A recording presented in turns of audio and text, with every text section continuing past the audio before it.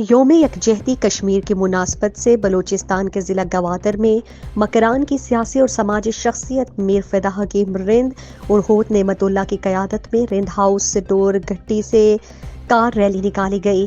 مختلف شاہراہوں سے گشت کرتے ہوئے سید ہاشمی چوک سے ریلی گزرتے ہوئے سیرت النبی چوک پر آ کر مظاہرہ کیا۔ شرکاء نے انڈیا مرد آباد، پاکستان اور پاک فوج زندہ باد کے نعرے لگائے۔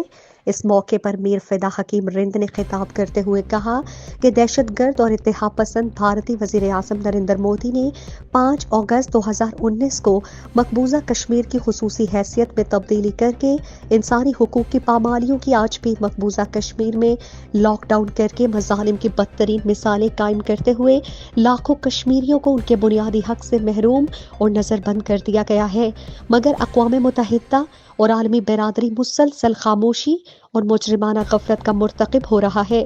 انہوں نے کہا کہ پاکستان نے ہمیشہ مقبوضہ کشمیر میں ریاستی جبر اور تشدد اور انسانی حقوق کی پامالی کے خلاف آواز اٹھائی ہے۔ مقبوضہ کشمیر کے باسیوں پر ظلم کے پہاڑ توڑے جانے کے باوجود عالمی ضمیر کا بیدار نہ ہونا لمحہ فکریہ ہے۔ انہوں نے کہا کہ اقوام متحدہ اور عالمی برادری کو کشمیریوں کو حق خود ارادیت دلانے میں اپنا کردار ادا کرنا چاہیے۔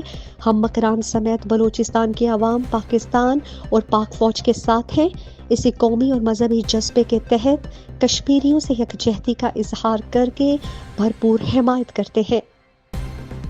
مزید دلچسپ معلومات اور خبروں سے آگاہ ہونے کے لیے Gedrosia point Facebook page, Instagram, Twitter کو فالو اور یوٹیوب چینل کو سبسکرائب کریں۔